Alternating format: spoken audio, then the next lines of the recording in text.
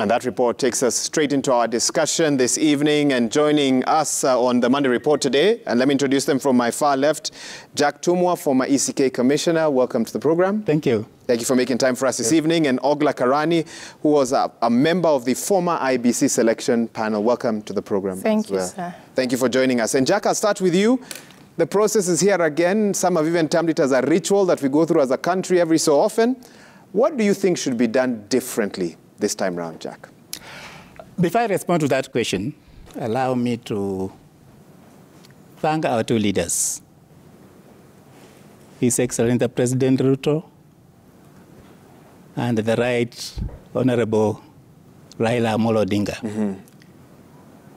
The action they took yesterday to allow dialogue at this stage, I think is something that makes us very happy.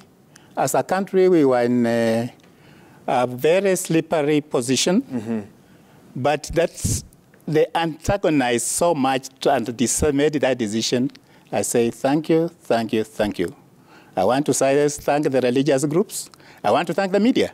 Perhaps if you didn't come show us what was happening, we would not have come to what we did.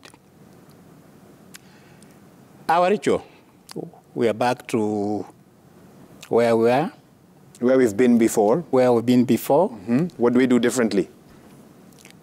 I think perhaps it is useful to look at the history of identifying commissioners. Prior to what we're having now as a panel, to identify and appoint commissioners, when we had a multi-party accepted, we started having a position where political parties were allowed to identify commissioners in proportion to the number of parliamentarians. I'm tempted to think that that worked reasonably well because in 1997, we were the first lot. I happened to have been appointed as a commissioner for the opposition. And we went in to find commissioners who were supposed to have been government commissioners. We went in prepared to fight, because we had been given a very negative understanding of what the commission was. Luckily enough, we found late Justice Jasoni, and we found commissioners who were ready and prepared to work with us so that we can deliver the elections. And we did that. And you feel that that approach would have some merit today? Is that what you're alluding to? What I'm alluding to is that perhaps, you remember from that time, we came up and then following the 2010, the constitution change, we started having a panel to identify commissioners. The panelists did a very good job, by the way, and they continue doing a very good job because they sit with the commissioners and interview them and decide who. And you're sitting next to one right now. I'm sitting one next to me. The problem here is, you look at the profession, you look at the person, and perhaps you're having very little time to know who this character is. Because how long do they take? My sister will tell me exactly how long they take to go through the papers. Okay. These people could be professionally qualified.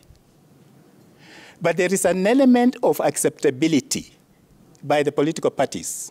It really doesn't matter how qualified a person is, unless it's acceptable reasonably well by both sides of the divide, it becomes extremely difficult. And it's at that junction I want to ask you to hold, to allow her to come in and just share her experience as a member of a former IEBC Selection Panel. And you can speak to that. And one thing I know he didn't also speak towards, but he alluded to in accessibility, is, of course, the concerns about political interference when such decisions are being made. Let's hear what your experience was like and what lessons, as we look for a way forward, we should be thinking through. Thank you so much. I think I really want to also thank our leaders for what they did yesterday. I am as before we came here, I was telling him, if there is anything that made me dance the most of last night was what His Excellency the President William Ruto and Raila Odinga did yesterday, plus all the people that work around them and that work with them, and also the media people. We were all praying that God will intervene, and God came down to save our country.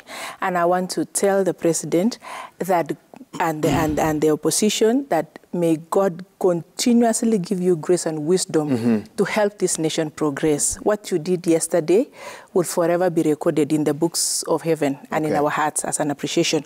Coming to the selection panel, yes, I participated in the last selection panel. Not the last, there was another one after me. And I think we shouldn't really be looking at it as a ritual, because what is happening is that we are progressing every day. Every time we get to the next panel, we are getting better. I tend to agree with what my senior brother here says, that when we were at the selection panel, we were looking for professionals. We were looking at the script. You know, the Constitution also has some providence of who should be a commissioner. So we were looking at the script, and we were also looking at national balancing.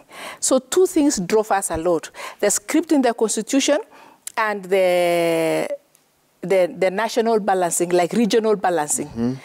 I wouldn't want to call it ethnic balancing, because we are more interested in regional balancing. And I think that when we emphasize on that, looking back now, you learn lessons. Life is very interesting because it teaches us lessons after we have made some of the mistakes. Looking back today, I as an individual think that we should be spending more time not looking at people that are representing political parties, because we are all Kenyans. What happened yesterday in the reconciliation that we saw happened because Kenyans decided that we don't want to see more children dying. What we should be looking for is people that are, yes, competent. We are in a society where everybody has gone to school, really, so to speak. Nobody will apply for that job if they are not qualified. But they should also have additional skills related to politics, related to understanding political management. Why am I saying this? It is, you know, it's very important to get people that understand the job that they are going to do. We shouldn't just have people who are qualified and they are professionals in their experts in their fields, and then we feel like they are going to do the job, a good job. And when they get there, they don't even understand politicians. They don't even understand the worldview of politicians. They don't even understand the structure and the science and the lifestyle of politicians. So they tend to look at them. What I think could have happened in our case is that we actually selected people who went looking at themselves as professionals, and they were looking at politicians as, you know, with another eye, like different people. Altogether. Yeah. And I want to get deeper to understand what are these specific qualifications that you have now learned is very important, in addition to academic papers and so forth. And I'll come back for that after this break. But meanwhile, very interesting discussion that we're getting into. She's piqued my curiosity, and I want to hear more. So we'll talk a bit more about that, even as we are at another crossroads in the nation. Some have called it a ritual. Others are asking, is there a formula to a long-term solution when it comes to election management in Kenya? 2243 is the SMS line. Hashtag Monday Report. What are your questions? What are your thoughts? We have the experts here in studio. We'll be talking a bit more with them a bit later on. But first, let's take a short break. I've also got more stories coming up for you, including this.